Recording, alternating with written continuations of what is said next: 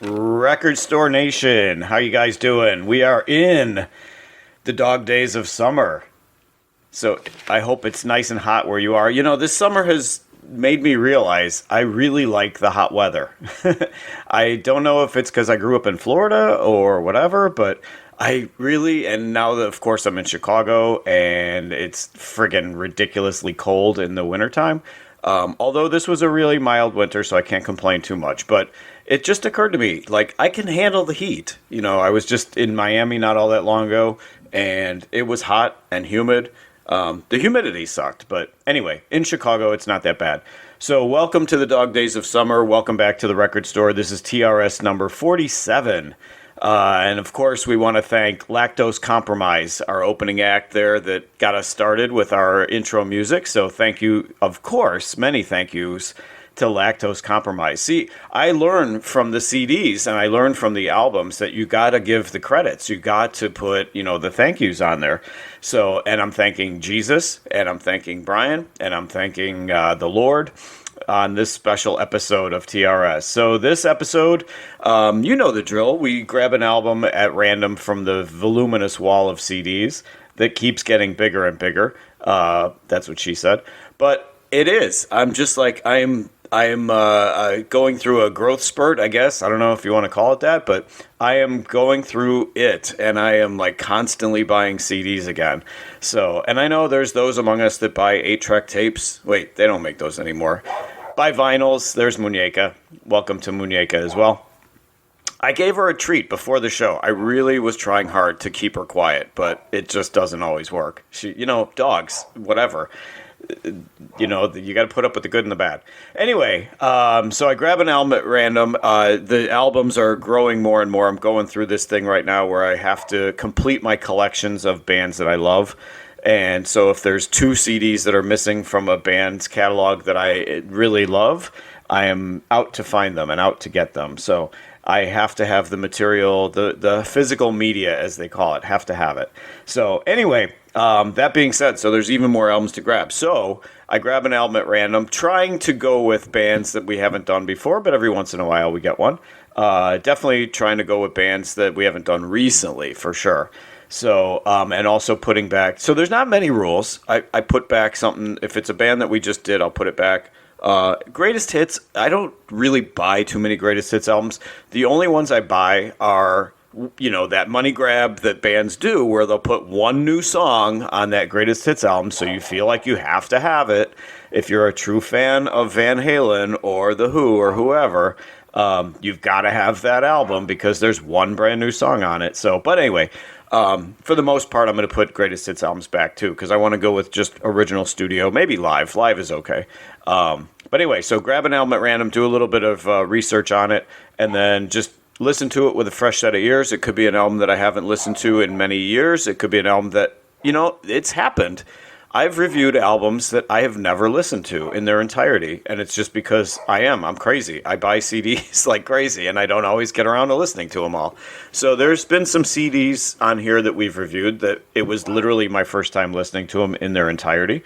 Or it could be a brand new album that I listened to just last week. So it really just depends on the luck of the draw. I literally close my eyes and grab something off the wall. So anyway, that being said, that's enough of an intro. The album this week is the band Skillet, and the album is called Awake. I got into Skillet via WWE, and I've talked about that on here before. Saliva is another band that I got into because of WWE using their songs. And Creed, I know there's a lot of angst and animosity towards Creed, just like Nickelback, who I am not a fan of Nickelback. But I know there's just as much hatred out there for Creed as there is for Nickelback, which I don't get. But anyway, those are bands that WWE used for various video clips and promos to get people to buy pay-per-views and so on. And so Skillet was a band that was used that way, and that was how I got introduced to Skillet. I had no idea that they were Christian rock. It doesn't matter. It didn't matter, and it doesn't matter now. But that's how they're pegged. They are listed anywhere you look up Skillet or anywhere that you read anything about Skillet. And I know that that is not a band that is on the tip of your tongue, and it's not, a household name right now. I think they were at one time. I think they burned white hot for a little while, a couple years. The late, early, how do you say it? Like 2009. Is that the early 2000s? I don't know. It's hard to refer to that decade, but it was around then when they were super hot. But I think that they kind of faded in terms of notoriety. But they're still around. They're still around to this day. They had an album just a couple of years ago. But anyway, so like I said, anytime you look up Skillet or you want to research them or hear about them, it's always in the terms of Christian rock. So, which we'll talk about whether that's an unfair or a fair categorization of them. So turns out they were formed in 1996 and they were from Memphis. So I feel like I should be saying Memphis in May. But maybe we'll cover them going forward. We'll cover exclusively Skillet albums in Memphis in May month or whatever. So anyway, they have had 11 albums. This was their 7th album. Yeah, this is their 7th album. Multiple Grammy nominations, multiple platinum and double platinum albums. In fact, this one, Awake, was a double platinum in terms of sales. How they formed was basically members of other bands just kind of get together at the urging of their pastor, and it clicked. So the main guy throughout their entire history is by the name of John Cooper, the main singer, main writer for everything, main guy, basically. They were signed, so they formed as basically remnants of other bands. They signed right away with a major Christian label.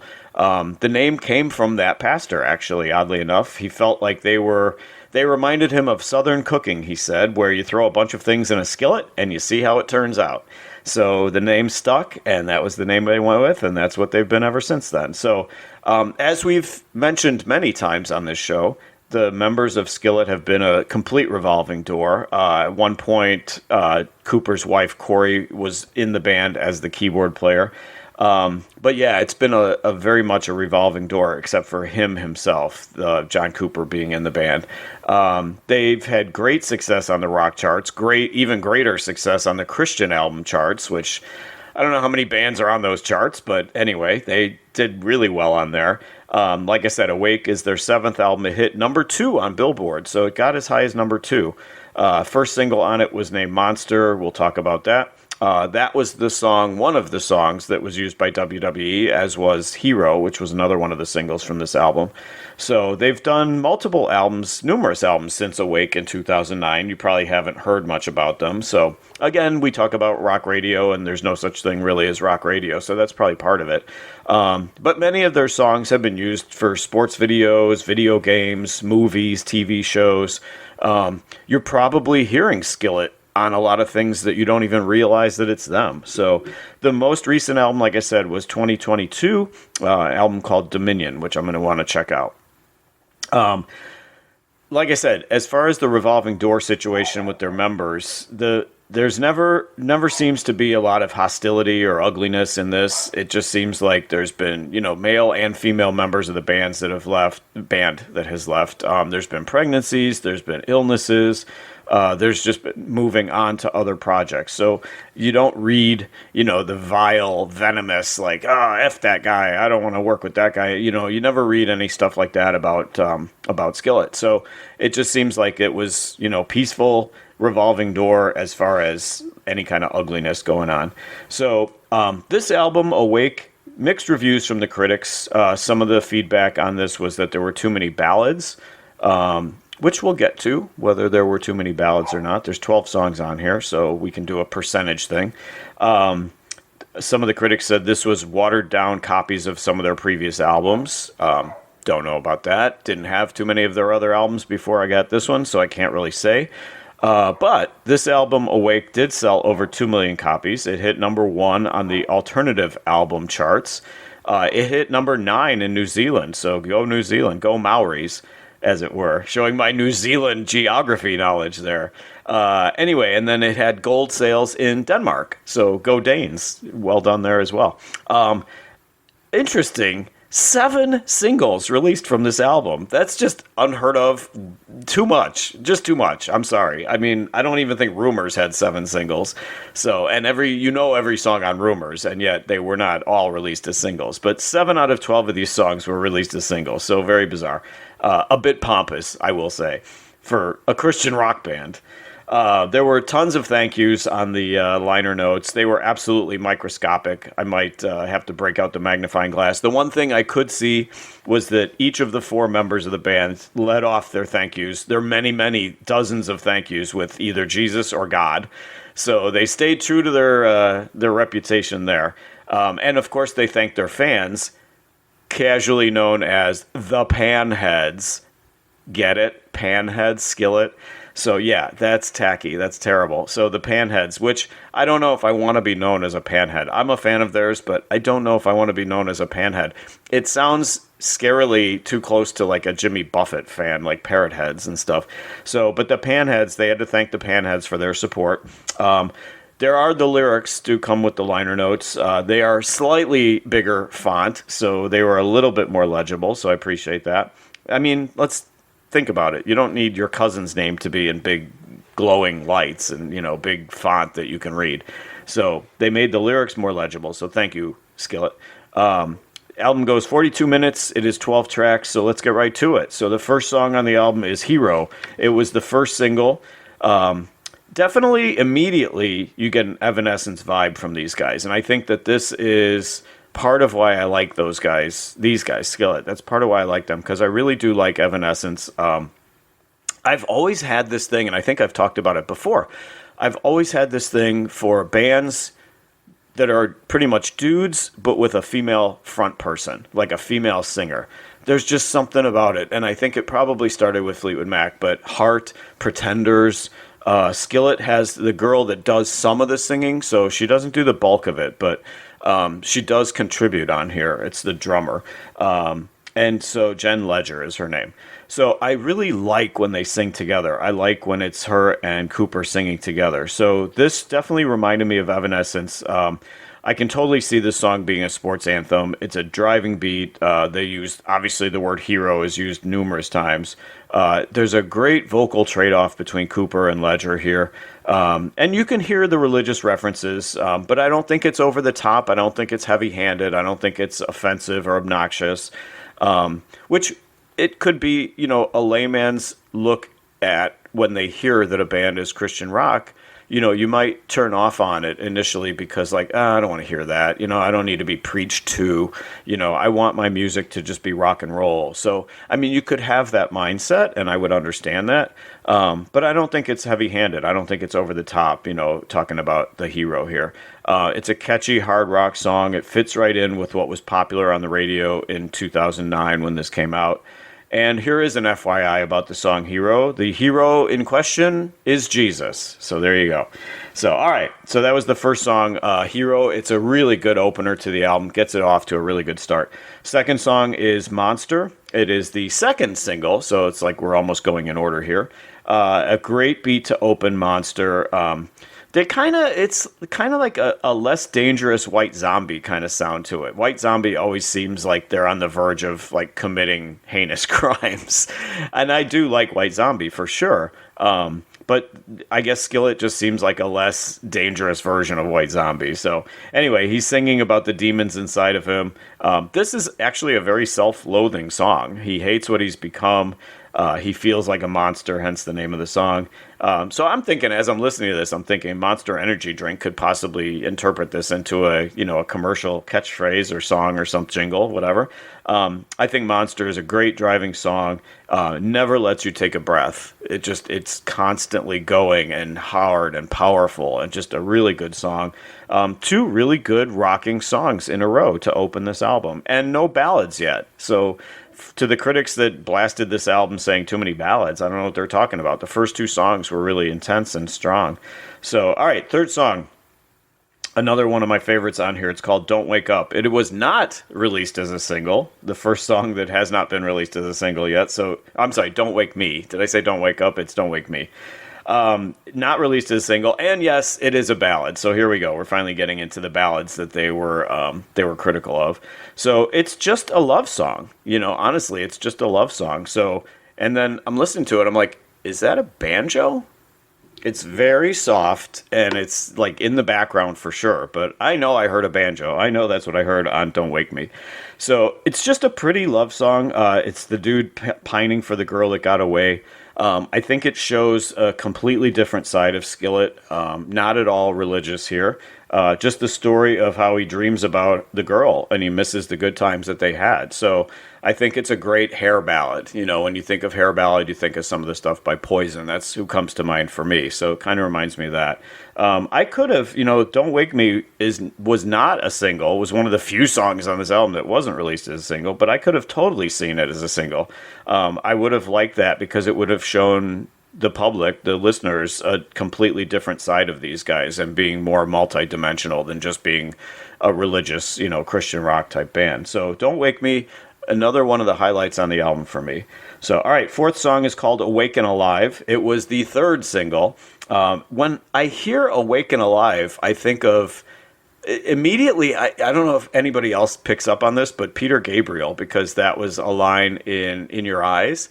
"Awake and Alive." So I just immediately thought of that. So like I said, third single, did very well on the charts for him. It has this very edgy, urgent, nervous energy to it as far as the open of it. Again, it's a duet, so it's Cooper and Jen Ledger, the drummer, singing together. You just automatically, when you know that his wife, Holly, I think was her name, when she's in the band, or I'm sorry, Corey, not Holly, same thing. But when you know that she's in the band and she plays keyboards, and especially that she's a keyboard player too, you assume that she's the other singer, but no, it's not. All she does is play the keyboards. Maybe she probably does harmonies and stuff, but Corey was not, his wife was not the singer, the female singer counterpart to him on this. It is the drummer, Jen Ledger. So I like this. It works well when they sing together. I think that it's a really good combination. Here he's singing about how he gives them the strength to battle the world, and they feel him inside of them, giving them more strength. So I think we know who him is and who he is. I could capitalize that, but I'm speaking, so I don't have to. It's a powerful, metal-y kind of song. The lyrics just kind of go with it. I think it all fits together. So obviously they're thanking Jesus for giving them the strength to battle the world and making them stronger within. Just a powerful song, "Awake and Alive," really good song. Again, third single, fourth song on the album. So let's move on to number 5 before we take a break. It's called "One Day Too Late." It is the 7th single. It was released 2 full years after the album came out. So here we go back to the ballads again. So to the critics' points, this is the second ballad out of the first 5 songs. Here he's singing about regretting not spending enough time with his wife and kids, that he's too busy working. The line is, "Tomorrow could be one day too late." So I think it's hitting him that, hey, you never know. Tomorrow could be your last day and you didn't spend enough time with your wife and kids. He says he'll make it up to them. They'll get the best version of him.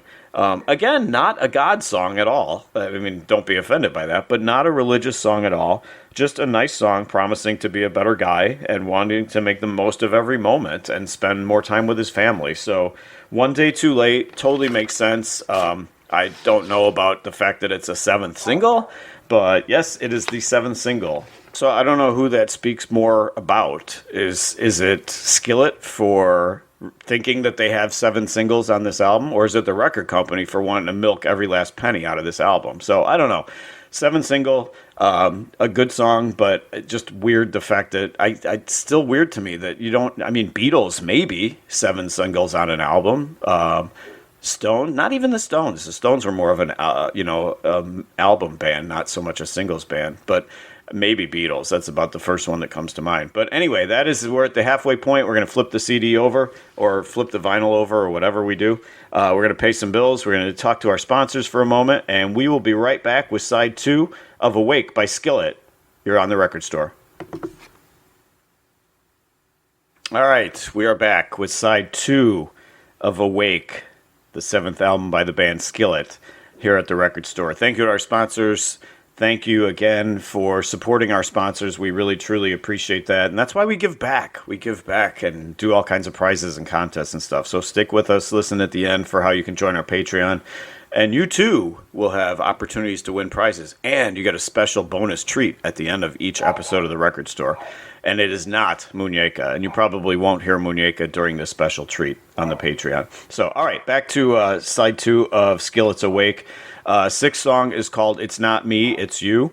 When I first read that title, I thought, is this the George Costanza song? So if you're a Seinfeld fan, if you know, you know. It is It's Not Me, It's You is the 6th single. This was also released 2 complete years after this album came out. So the album definitely had some traction, had some longevity. Again, I don't know if this is on the band, if you want to call them being arrogant, or if you think it's the record company. Probably some combination thereof. I'm going to lean more towards the record company trying to milk every dime out of this album, though. So anyway, It's Not Me, It's You is about getting rid of the negative people in your life. You put me through pain and misery, so you got to go. That's basically what he's saying here. One of the lines, you were a poison. Another one, you're driving me insane. Pretty clear that somebody is absolutely driving him nuts and is a negative influence in his life. So definitely not a ballad. It's a very angry hard rock song. And also much more tangible. I think that this one is more down to earth in the sense that, you know, when I think of these religious songs, they're more metaphysical and they're deeper, you know, spiritual. This one's just an angry ass song that he's just pissed off that this person has been so problematic in his life and brought him nothing but misery and pain and anger, you know. So I think that it's just, like I said, it's much more of a tangible song. So It's Not Me, It's You, 6th song on the album.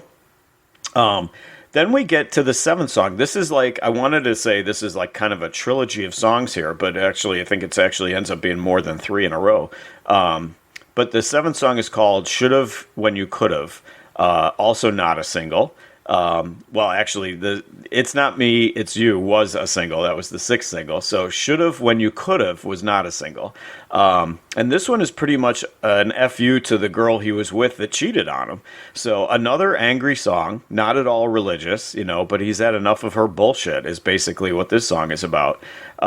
He's basically reminding her of all the good things that they did and all the good times that they had and now how she'll be missing out on all that. So, this is well, I've referenced White Zombie and I've referenced Evanescence with these guys. So this will be the first song where I'm referencing Green Day. It definitely has like a Green Day sound to it.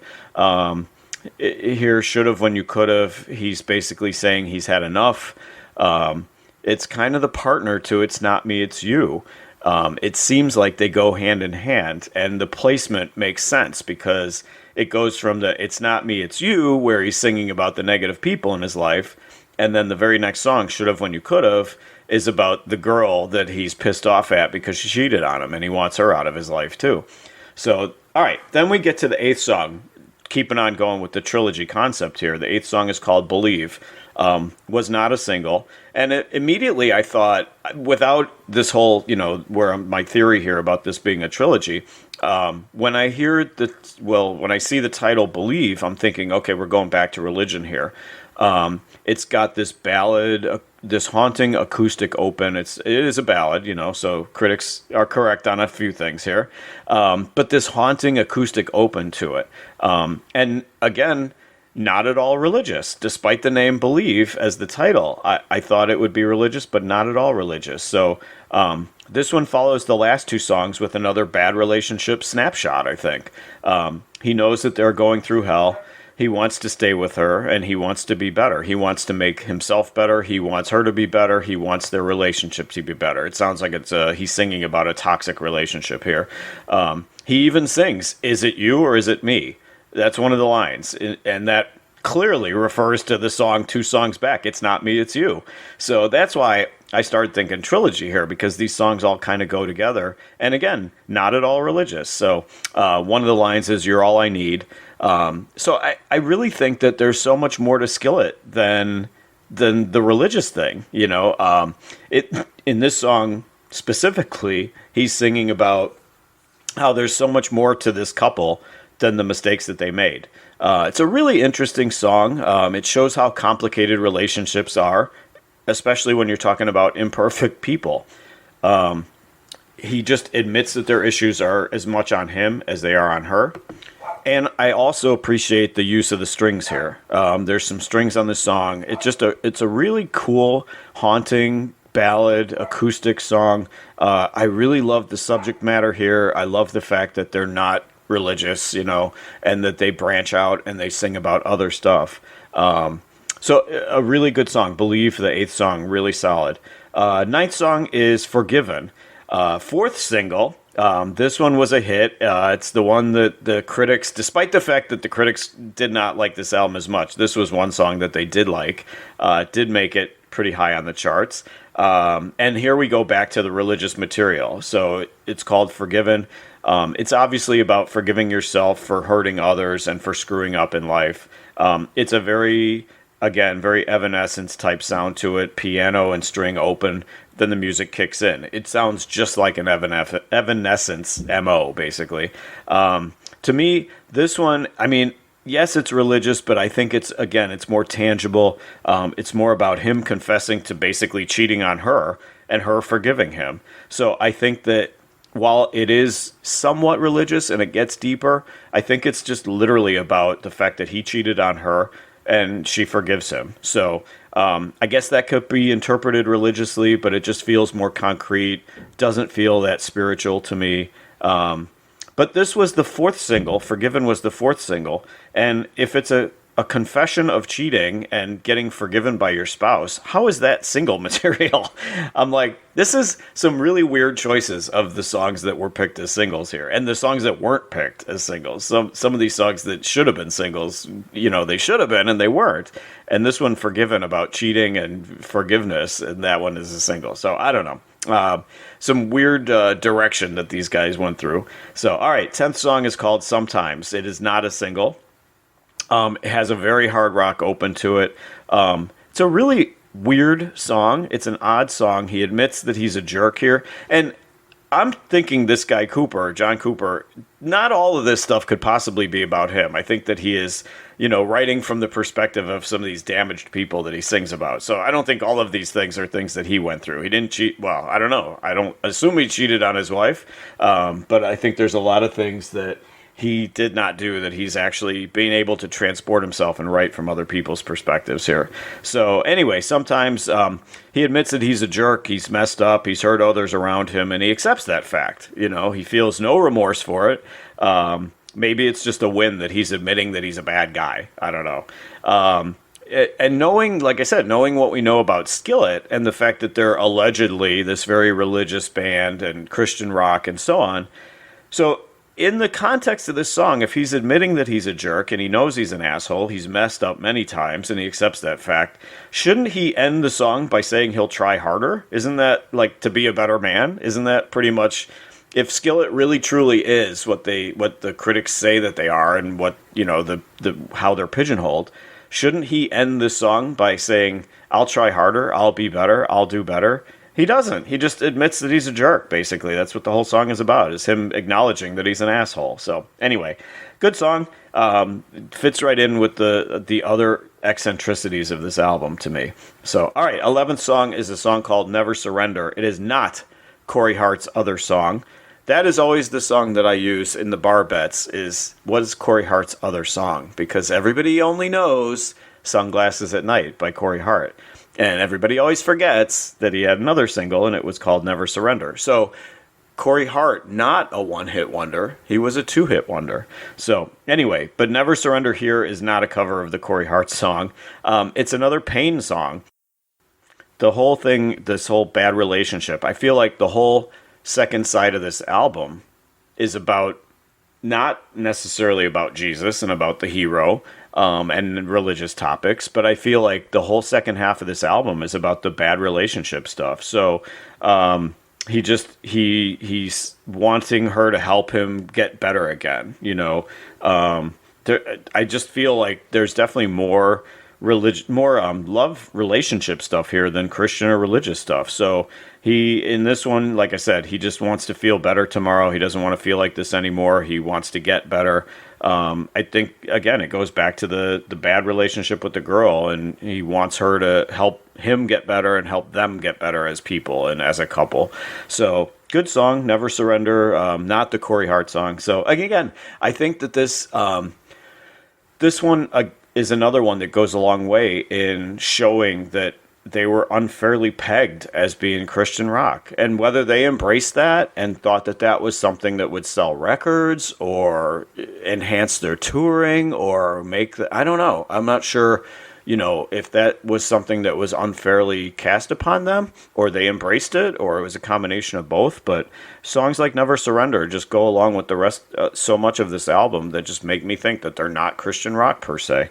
So, all right, 12th song. Very good song to finish the album rather. It's called Lucy, and it was the 5th single. Again, questionable. We'll get to why it's questionable as being a single. So it's a very sad open, just very stark piano, and he's singing about visiting a gravesite. So just a really sad song. It's about regret. It's about asking forgiveness. It's about making bad decisions in life. It's about a death because, like I said, one of the opening lines is about them visiting a gravesite. So it's about death. You assume it's about Lucy's death, whoever Lucy might be. And you can kind of figure it out if you're really paying attention to the lyrics. I had a spoiler on this one, so I knew what it was about. But if you're listening to the lyrics without the spoiler, I think that you can kind of figure out what it's about. Initially, Cooper said he wanted the song to be vague and did not talk about it, did not talk about what the subject matter was about. He wanted it to be vague, and he wanted it to be open to the listener's interpretations. And then years later, he admitted in an interview it was about a couple. It's written from the perspective of a couple who was sad over the fact that they had had an abortion, and that the baby's name would have been Lucy. And so, like I said, if you're listening to it, I think if you're astute enough, you could pick up on that, because he does talk about wanting to hold her hand and hold her in his arms and things like that. So I think you'd pick up on it. But boy, what a deep song and what a painful, just sad thing singing about from that perspective. So rough subject. That's what I meant when I said it was the 5th single. So just a rough topic for it to be a single. Don't get me wrong. It's a great song. I love the way it builds. It builds into this really great, from a very stark piano beginning, it builds into a really strong, powerful song by the time it's all over. But Lucy, weird pick to be a single, to be a song about pining about the child that you lost due to an abortion when you made that decision to have the abortion. So anyway, Awake, just a great album, I gotta say. I had forgotten how much I really liked Skillet. I feel like in summing this one up, I feel like they were way unfairly pigeonholed as being religious or being Christian rock.